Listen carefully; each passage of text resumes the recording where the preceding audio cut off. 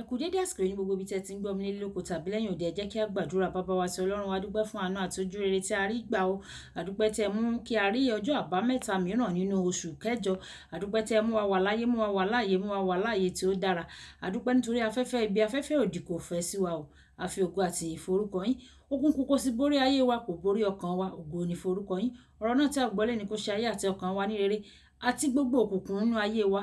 Kẹ́yìn Olúwa kí ẹ parun, kí ẹ parẹ́ ní orúkọ Jésù, kí a sì máa rìn nínú ẹ̀yìn ìmọ́lẹ̀ ayé ní orúkọ Jésù Kristi ní àgbàdúrà. Àmín, àmín orúkọ Jésù.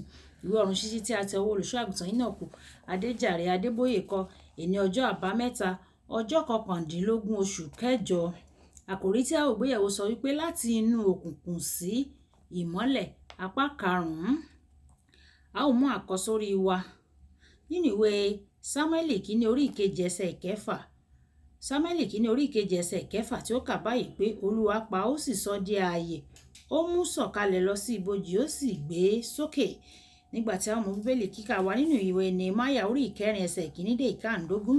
Ìwé Nehemiah orí ìkẹrin ẹsẹ̀ ìkíní títí dé ìkarùndógún tí ó kà báyìí pé ó sì ṣe nígbà tí Sanbalati gbọ́ pé àwa mọ odi náà, inú rẹ̀ ru, ó sì bínú púpọ̀, ó sì gan àwọn ará Júdà. Ó sì sọ níwájú àwọn arákùnrin rẹ̀ àti àwọn ọmọ ogun Samaria pé kí ni àwọn aláìlera Júdà wọ̀nyí ń ṣe yìí? Wọ́n ò wá dá wa fún ara wọn bí? Wọ́n ò wá rúbọ? Wọ́n ò wá ṣe àṣeparí ní ijọ́ kan? Wọ́n ò wá mú òkúta tí a ti sún láti inú òkìtì sọjí bí?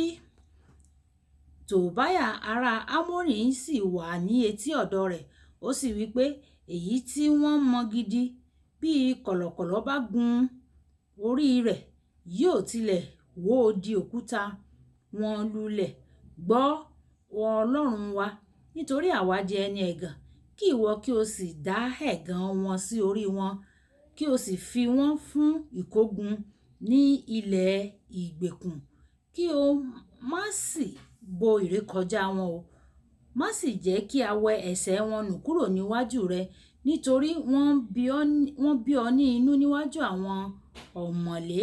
Bẹ́ẹ̀ ni àwa mọ odi náà, gbogbo odi náà ni a sì mọ ká ara wọn títí dé ìdàkejì rẹ̀, nítorí àwọn ènìyàn náà ní ọkàn láti ṣiṣẹ́.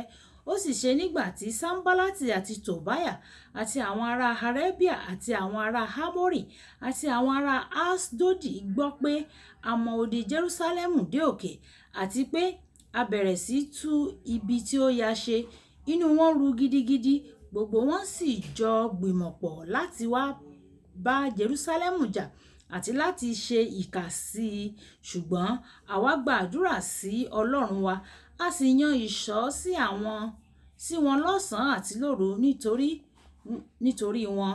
Júdà sì wí pé agbára àwọn tí ń ru ẹrù dínkù, àlàpà púpọ̀ ni ó wà tó bẹ́ẹ̀ tí àwa kò fi lè mọ odi náà. Àwọn ọ̀tá wa sì wí pé wọn kì yóò mọ̀, bẹ́ẹ̀ ni kì yóò rí títí àwa yóò fi dé àárín wọn, tí a ó fi pa wọ́n, tí a ó sì fi dá iṣẹ́ náà dúró. Ó sì ṣe nígbà tí àwọn ará Júdà tí ó wà ní agbègbè wọn dé, wọ́n wí fún wa ní ìgbà 10 pé láti ibi gbogbo wá ni ẹ̀yin yóò ti padà tọ̀ wá wá. Nítorí náà ni mo yan àwọn ènìyàn sí ibi tí ó relẹ̀ lẹ́yìn odi àti sí ibi gbangba. Mo tilẹ̀ yan àwọn ènìyàn gẹ́gẹ́ bí ìdílé wọn, pẹ̀lú idà wọn, ọ̀kọ̀ wọn àti ọrun wọn. Mo sì wò, mo sì dìde, mo sì wí fún àwọn ìjòyè àti fún àwọn olórí àti fún àwọn ènìyàn ìyókù pé ẹ má ṣe jẹ́ kí ẹ̀rù bà yín o. Ẹ rántí Olúwa tí ó tóbi, tí ó sì ní ẹ̀rù, kí ẹ sì jà fún àwọn arákùnrin yín àti àwọn arábìnrin yín, àwọn aya yín àti ilé yín. Ó sì ṣe nígbà tí àwọn ọ̀tá wa gbọ́ pé ó di mímọ̀ fún wa, Ọlọ́run sì sọ ìmọ̀ wọn di asán. Gbogbo wa sì padà sí odi náà, olúkúlùkù sì ṣe iṣẹ́ rẹ̀. Kí Olúwa kó bùkún kíkà àti gbígbọ́ ọ̀rọ̀ rẹ̀. Àmín. Wàyí ẹ tẹ́tí bẹ̀rẹ̀ jẹ́ láti gbọ́ ohun tí olùṣọ́ àgùntàn Enoch Adéjàre Adébóyè ní fún wa ní èní ọjọ́ àbámẹ́ta.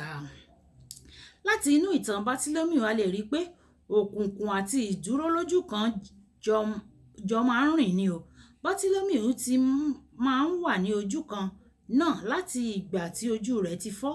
Níwọ̀n ìgbà tí ìdúró lójú kan so mọ́ òkùnkùn, èyí túmọ̀ sí pé ìmọ́lẹ̀ dúró fún ìtẹ̀síwájú àti ìgbéga. Ìwé orin Dáfídì orí ìkarùndínní ọgọ́rin ẹsẹ̀ ìkẹfà dé ìkeje wípé nítorí ìgbéga kò ti ìlà oòrùn wá tàbí ìwọ̀ oòrùn, bẹ́ẹ̀ ni kò ti gúúsù wá, ṣùgbọ́n Ọlọ́run ni olùdájọ́. Ó sọ ọ̀kan kalẹ̀, ó gbé ẹlòmíràn lékè. Ìwé Sámúẹ́lì kínní orí ìkejì ẹsẹ̀ ìkẹjọ sọ fún wa pé Ọlọ́run lè mú alágbe kúrò láti inú ẹrọ̀fọ̀ kí ó sì máa gbé e ga títí yóò fi dúró láàrin àwọn ọmọ aládé. Bí o bá ṣàkíyèsí pé ó jọ bí ẹni pé o ti wà ní ipò ojú kan náà fún àwọn ọdún nísinsìnyí, a jẹ́ pé ó ṣeé ṣe kí o wà nínú òkùnkùn. O ní láti so mọ́ ìmọ́lẹ̀ nísinsìnyí kí o lè ní ìtẹ̀síwájú gidi.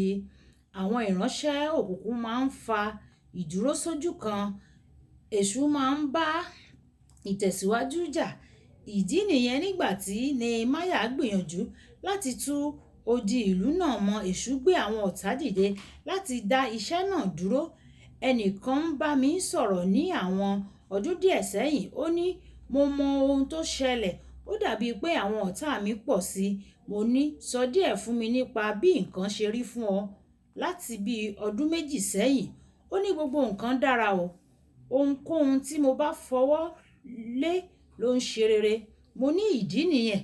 Àwọn nǹkan wà tí ó fẹ́ràn rẹ nígbà tí o bá wá ń tọrọ oúnjẹ lọ́dọ̀ wọn, ṣùgbọ́n ní kété tí o bá bẹ̀rẹ̀ sí ní tẹ̀síwájú, ìkórìíra bẹ̀rẹ̀ nìyẹn.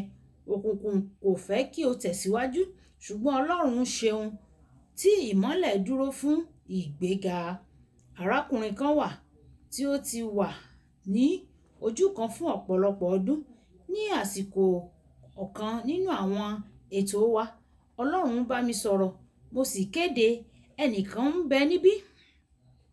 Ẹni tí ó túmọ̀ sí pé